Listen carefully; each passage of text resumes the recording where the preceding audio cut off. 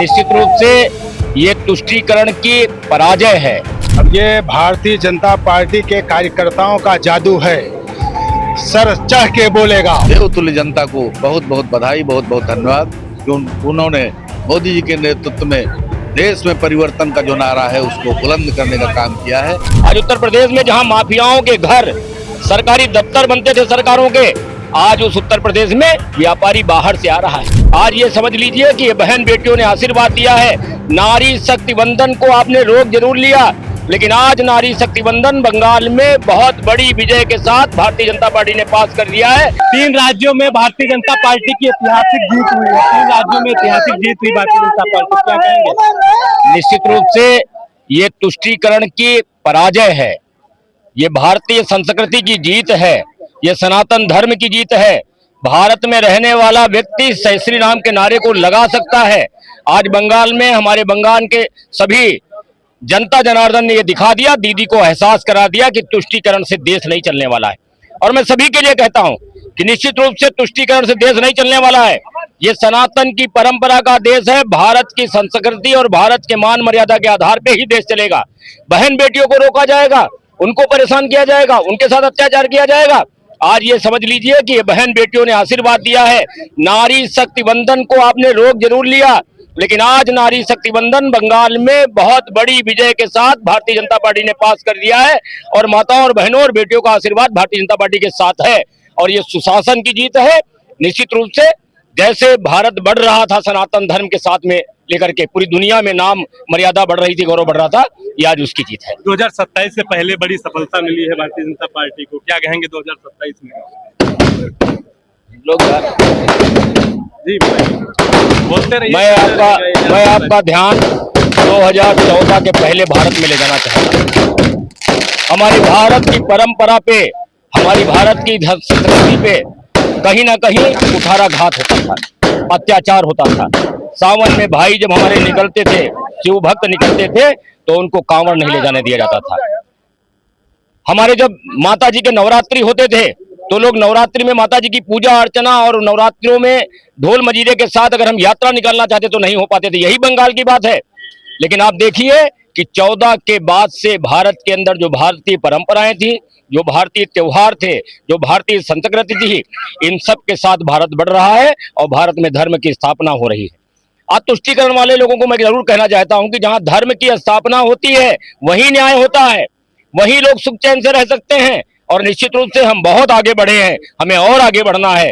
और उत्तर प्रदेश में 2027 में ऋषि परंपरा के महान संत योगी आदित्यनाथ जी के नेतृत्व में, जिन्होंने एक मिसाल कायम की है उत्तर प्रदेश में, आज उत्तर प्रदेश 2.5 से 3 गुना आर्थिक पक्ष मजबूत हुआ है हमारा। हम आर्थिक रूप से बढ़े। आज उत्तर प्रदेश में जहां माफियाओं के घर सरकारी दफ्तर बनते थे सरकारों के, आज उस उत्तर प्रदेश में व्यापारी बाहर से आ रहा है। आज उस उत्तर प्रदेश में बहन बेटियां आगे बढ़ रही हैं। आज देखिए पुलिस में हमारी 3 गुने ज्यादा उत्तर प्रदेश में भर्ती हमारी बहन बेटियों की हुई है। आज प्रगति के रास्ते पर निश्चित रूप से 27 में हम कहीं और आगे बढ़ करके जाएंगे और भारतीय जनता पार्टी के कार्यकर्ता, देवतुल्य कार्यकर्ताओं के साथ उत्तर प्रदेश बढ़ेगा। निश्चित रूप से हमारी बहुत बड़ी विजय होगी। इसमें विधायक जी हैं, क्या कहेंगे बंगाल की जीत पर?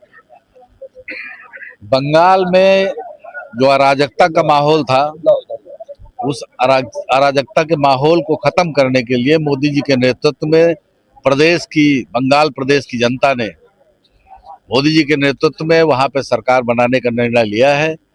वहां सनातनियों की जीत हुई है। वहां अराजक माहौल के विरुद्ध सनातन धर्म के लोगों ने मजबूती के साथ वोट करने का काम किया है।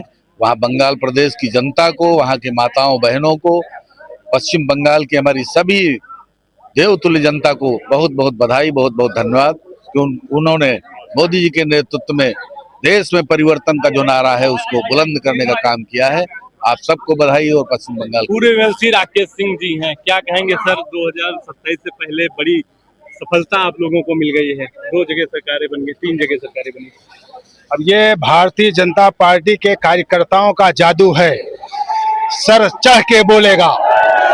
ये उत्तर प्रदेश और भारत देश के एक एक कार्यकर्ता, समर्पित कार्यकर्ता, जिन्होंने पूरी मेहनत से, पूरी ताकत से उत्तर प्रदेश और पूरे देश में भारतीय जनता पार्टी का परचम लहराने का काम किया, आज उन सभी लोगों ने मिलकर के बंगाल में भारतीय जनता पार्टी की सरकार बना करके ये साबित कर दिया है कि भारतीय जनता पार्टी का समर्पित कार्यकर्ता जहां भी जाएगा भारतीय जनता पार्टी का परचम लहराया जाएगा। भारत माता की जय। ये राकेश सिंह थे जो पूर्व एमएलसी थे, और यहाँ पर और विधायक मनीष रावत जी है सिदौली से। क्या कहेंगे, 3 जगह आप लोगों ने बाजी मान ली है। इसके लिए मैं बंगाल की जनता को हृदय धन्यवाद देता हूँ।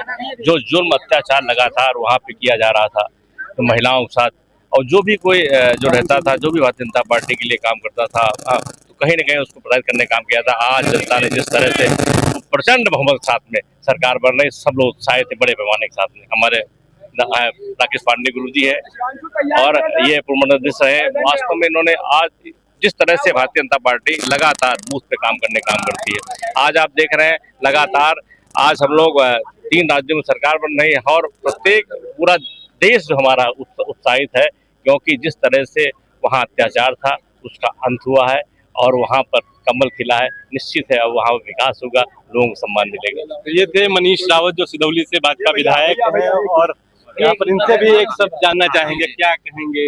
गंगोत्री से गंगा सागर तक अब भाजपा का राज्य है, भाजपा का सरकार है और इसके लिए सभी को बधाई, बहुत बहुत बधाई। ये देख लीजिए किस तरीके से खुशियां लोग मना रहे हैं। भाजपा का कार्यालय ठीक सामने यहाँ पर पदाधिकारी हैं, भारतीय जनता पार्टी के लोग उत्साहित हैं क्योंकि 3 राज्यों में सरकार बनी है और ये ऐतिहासिक जीत मानी जा रही है। फिलहाल आपको बता दें कि इससे पहले भी अभी चुनाव होना है 2027 में, उससे पहले बड़ी सफलता भारतीय जनता पार्टी को मिल चुकी है। 2027 में देखना होगा कि क्या कुछ रहेगा। वीडीपी न्यूज से विपिन राजवंशी, सीतापुर।